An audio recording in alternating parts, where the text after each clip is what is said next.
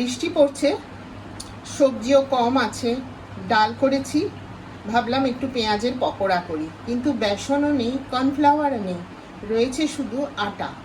তো ভাবলাম আটা দিয়ে একটু করে দেখি কেমন হয়। তো আমি সেই জন্য প্রথমে লবণ, গুঁড়ো হলুদ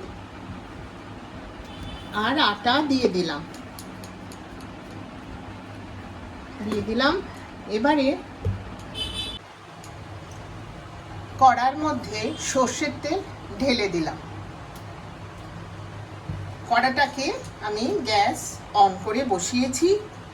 তেলটা একটু গরম হতে দিলাম। তেলটা গরম হলেই ওর মধ্যে গোটা জিরে আর গোটা ধনে আমি ফোড়ন দিয়ে দেবো। দিয়ে যে এটা একটুখানি গরম করে নিয়ে গোটা ধনে আর জিরেটা ওই যে পেঁয়াজ, আটা, লবণ, গুঁড়ো হলুদ দিলাম তার মধ্যে এটা দিয়ে খুব ভালো করে মেখে নেব। এই দিয়ে দিলাম। গোটা জিরে আর গোটা ধনেটা যে ভেজে নিলাম সেটা সম্পূর্ণ সুন্দরভাবে ভাজা হয়ে গেছে। আমি এর মধ্যে ঢেলে দিচ্ছি। এই ঢেলে দিলাম।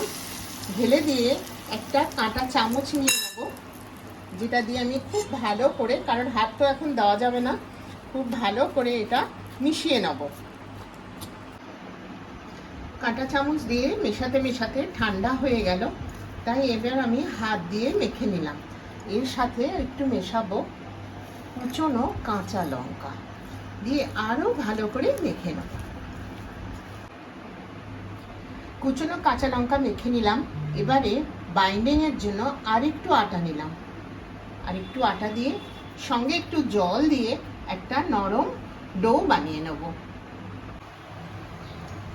গ্যাস অন করে কড়াটা বসিয়ে দিলাম। অল্প একটু তেল রয়ে গেছে, যেটা জিরে আর ধনে ভাজা করেছিলাম, তার উপরই আর একটু বেশি করে সর্ষের তেল দিয়ে দিলাম। এটা সাদা তেলেও করা যায়, খুব ভালোই হয়। আমি আজকে খুব বৃষ্টি বলে একটু সর্ষের তেলেই করছি। তেলটাকে গরম হতে দেবো, তারপরে ছোট ছোট গোল আকার করে পকোড়ার আকার করে এর মধ্যে ছেড়ে দেবো। তেল ভালোই গরম হয়ে গেছে।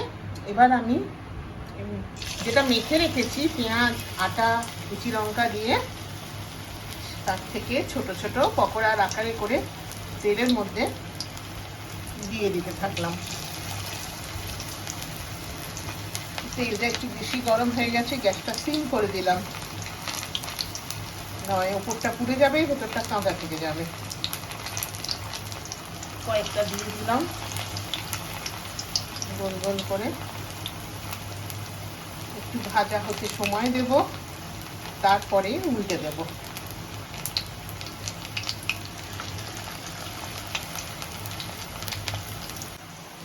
একদিকটা ভাজা হয়ে গেছে, তো আরেক দিকটাকে আমি উল্টে দিলাম। এইভাবে আস্তে আস্তে যাতে ভেঙে না যায়। এবার এই পিঠটা আরেকটু ভাজা হতে সময় দেব। 4 মিনিট মতন ভাজলাম। পকোড়াগুলো একদম রেডি হয়ে গেছে, দুটো দিকই সুন্দর ভাজা হয়েছে। আমি তাই প্লেটে নামিয়ে নিচ্ছি।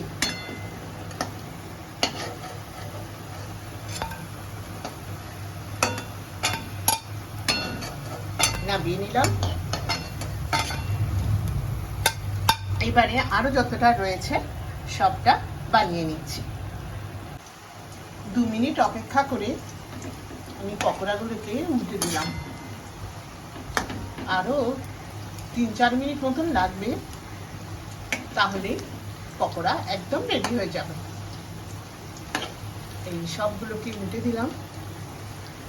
অনেকটাই ভাজা হয়েছে, কিন্তু আরো একটু হবে।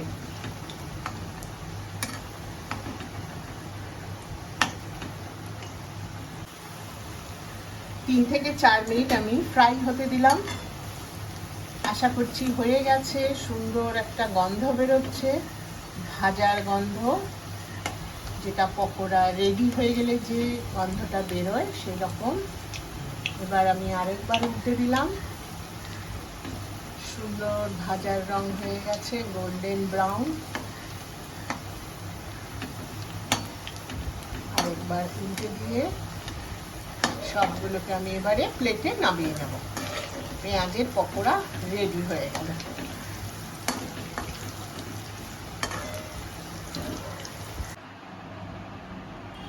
একদম রেডি হয়ে গেছে, তাই প্লেটে নামিয়ে নিয়েছি।